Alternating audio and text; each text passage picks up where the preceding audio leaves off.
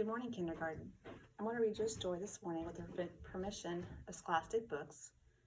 The title is Otis and the Tornado. The author is Lauren Long, and is also the illustrator. There are 3 questions I want you to ask yourself as I read this story. The first question would be, what is the genre of the story? Second question, who were the characters in the story? And the third question, what is the setting of the story? Otis and the Tornado by Lauren Long.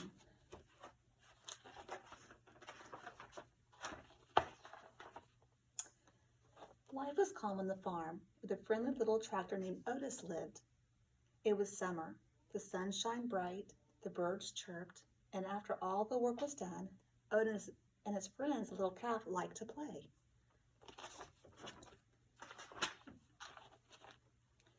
They would gather all their farm friends for a grand game of follow the leader. They would take turns being the leader as they marched along.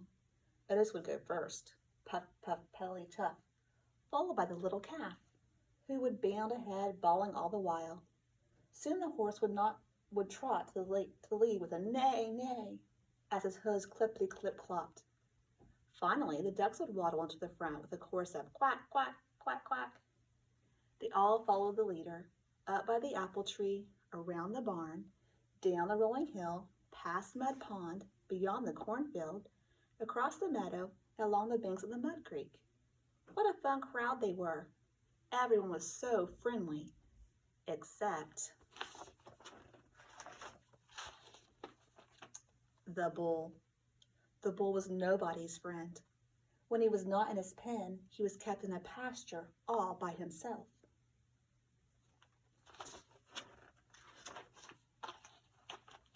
If any of the other farm animals got close, the bull would stand at the fence and snort and snarl and huff hot air. Suddenly, with a burst, he would run back and forth along the fence.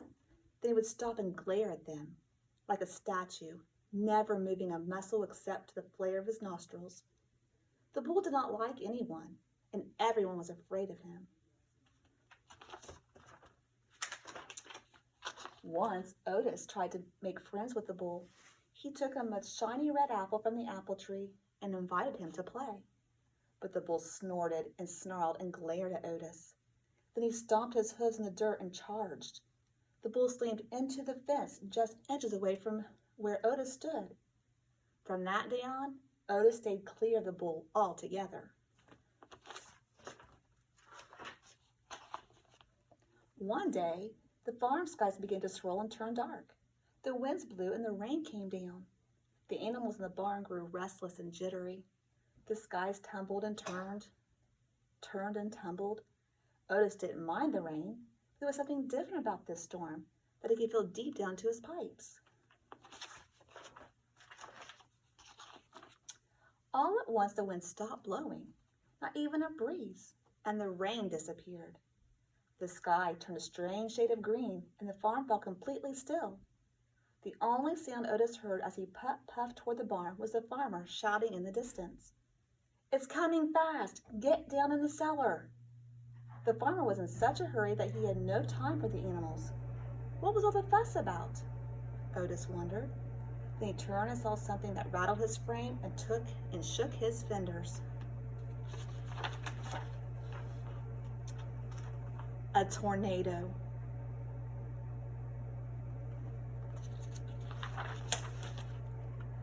And it was heading straight toward the farm. What would happen to all the animals in the barn?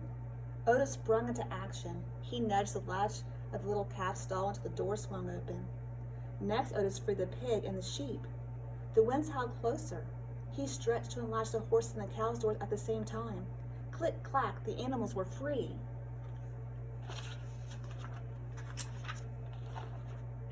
They followed Otis out of the barn and into the swirling winds.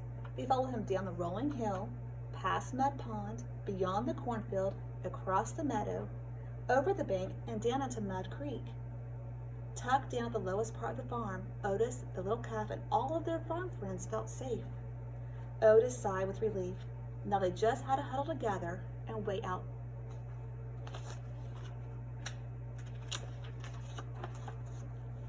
But just as they squeezed close and tight, Otis heard an awful bellowing cry, the sound of a large creature in trouble.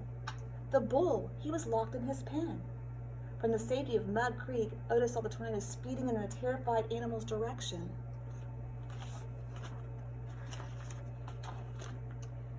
Lightning crashed, the tornadoes howled, the bull screamed, and in a flash, Otis was gone. He raced across the meadow, puff, puff, puttery, chuff, beyond the cornfield, past Mud Pond, and up the rolling hill to the bull pen.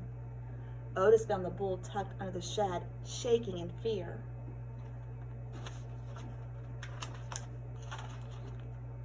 Otis tried to unlatch the gate. It was locked. He slammed head on into it. The gate shook but held firm. Otis rammed it again. The gate teetered. The bull wailed like a baby.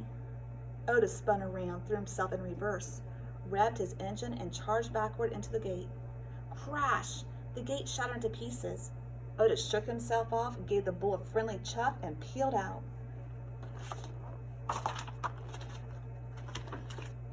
The bull followed Otis down the rolling hill, past Mud Pond, and beyond the cornfield. The tornado roared like a freight train as they crossed the meadow, and just as Otis and the bull dove for cover over the bank and into the Mud Creek, the tornado touched down, narrowly missing them.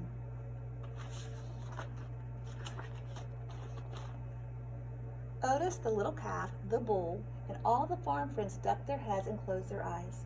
They never heard such a fury or felt such a rage, but they were all safely tucked down into the muddy creek's bed at the lowest part of the farm, and they stayed huddled there until long after the tornado had passed. They came out when it was calm and the sun shined bright and the birds began to chirp. They found a farm that needed great repair. But when the work was all over and it was time to play, the farm friends discovered they had a new playmate. This one snorted and stomped his hooves in the dirt. He flared his nostrils and huffed hot air. But instead of a snarl and a glare, he wore a happy grin and a friendly gaze as he took his place in line with Otis and the little calf in a grand game of Follow the Leader. The end. Now there were 3 questions you were to ask yourself. The first question was, what was the genre of the story? That would be fantasy. Now, the second question was, who were the characters in the story? That would be Otis, the bull, the little calf, and the farm animal friends. And the third question was, what was the setting of the story? And that would have been the farm. I hope you enjoyed the story. Miss all of you, and have a great day.